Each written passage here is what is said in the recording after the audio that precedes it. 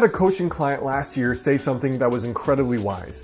When he hired me, and in other words, I took him on as a coaching client, he said, you know, Alex, the reason that I wanted to be your client is because I want to be where you are in a few years, and I know you did not get there by accident. You designed your life.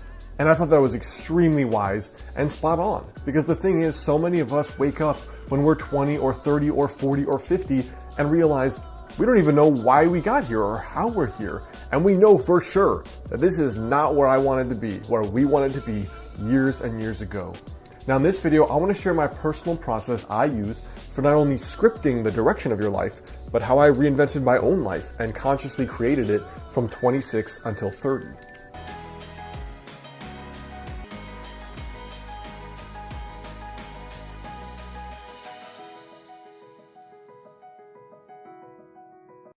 What's up guys, Alex Hine here, author of the book Master the Day.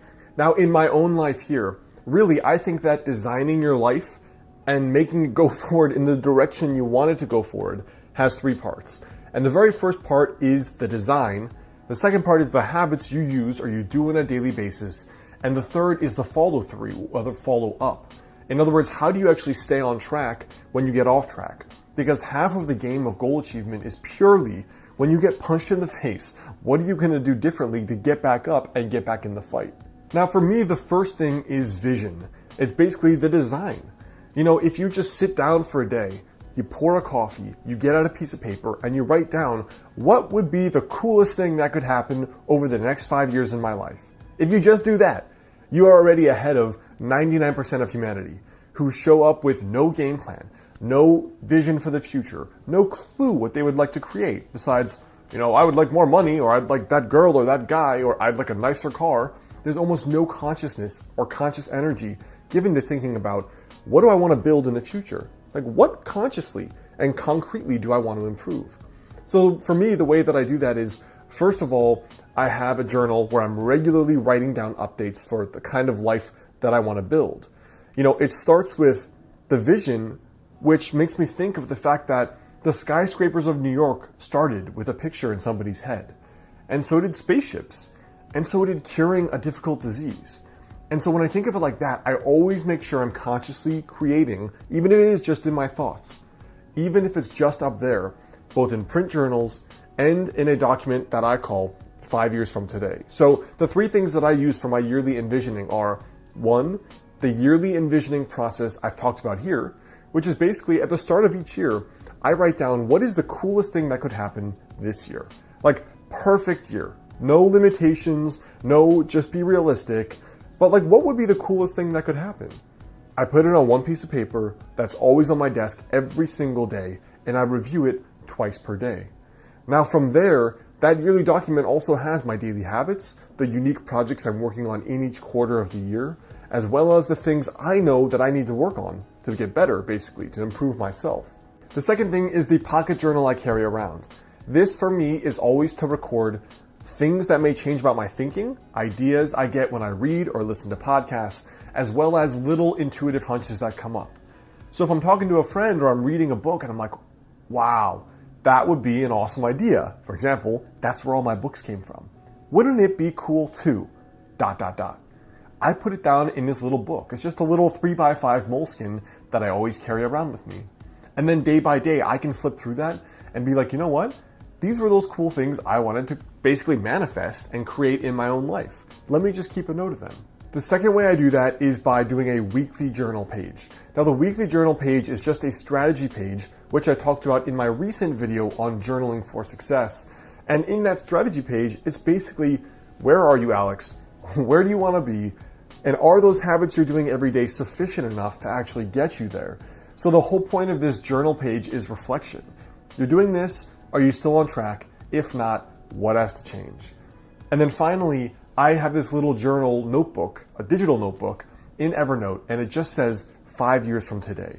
Now, I don't really stick with that idea of 5 years from today, but the point for me is, where do I want to go? In what direction? It could be as simple as moving. Like I know I'm moving to California after I'm done with my doctorate in Portland.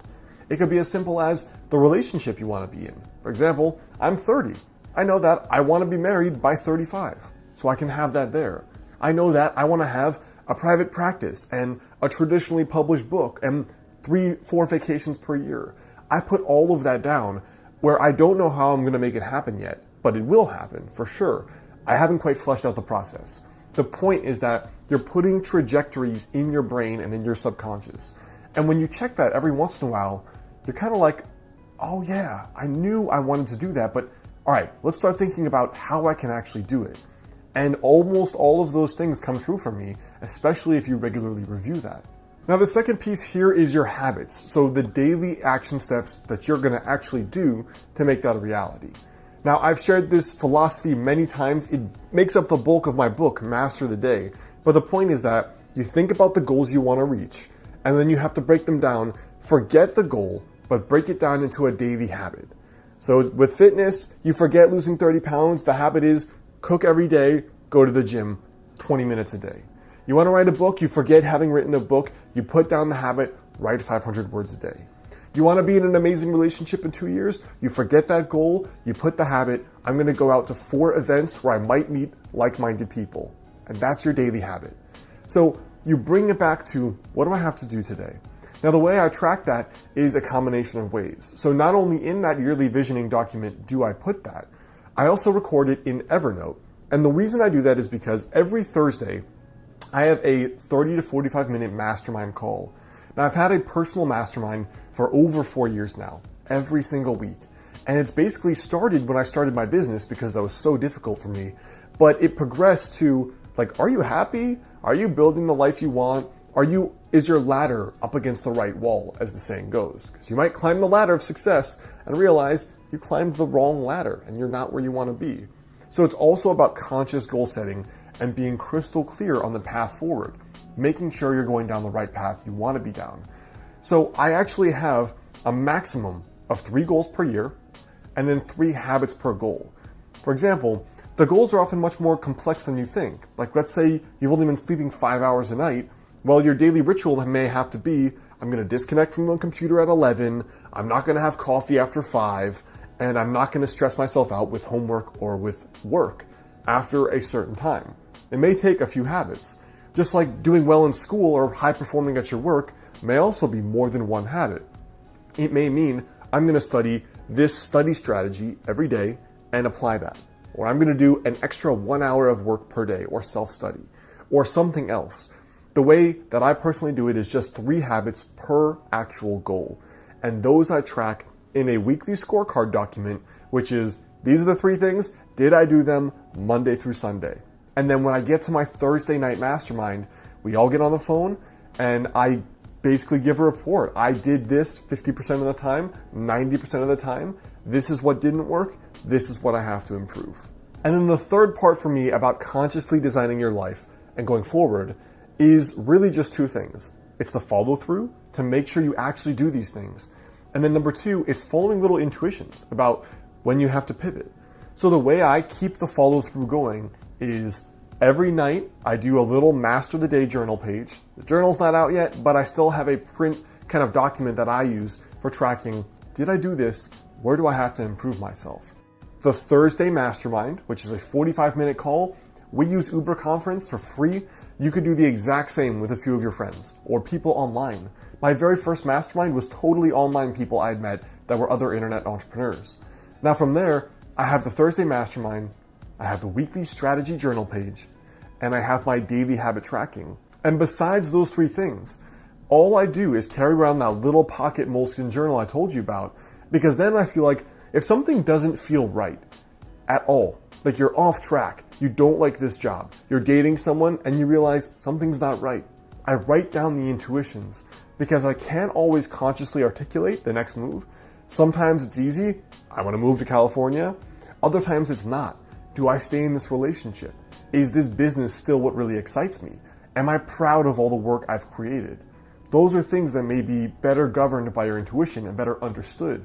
So I just keep a log of all the little intuitive impressions, and then I systematically explore them more, and then I take time to just go through them and see what's behind them and unpack them. So I hope that helps you guys. That's a little bit about my process for consciously scripting your life, which has been my whole shtick for a while.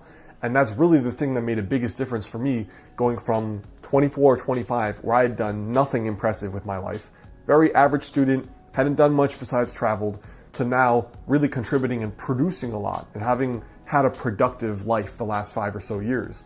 Now, before you go, I want you to leave a comment there below. Let me know for you, if you could consciously script your life, what would be the first thing you think is important? Hey guys, well, one of the things that goes along with being in sage mode, like I talk about here, is being calm and being sage. Now, the Biomat is a pad you can put on your bed or on the floor, which uses technology that was actually discovered by NASA to help you reduce stress and fatigue. Now, it produces negative ions, which are considered nature's energizer. And these negative ions you can find in abundance in places like forests and mountains, waterfalls, and oceans. Now, the Biomat in particular is comprised of 3 parts that helps you have that stress relief and that fatigue relief. Now, the Biomat can also help with pain relief and circulation. It is FDA cleared, and one of the cool things is that it profoundly affects both the nervous system while also promoting deep relaxation. So it kind of has this dual energizing and relaxing effect. Also, the people at the Biomat store recommend and encourage you to call for personalized customer service and advice. It's kind of unique among companies now that basically don't want to deal with you, so that is worth investigating as well. And like some customers have said, it's really restorative. So a direct quote from one person was that it's the world's greatest power nap. Check out the Biomat link here on the screen or in the description box there below if you'd like to find out more information on it.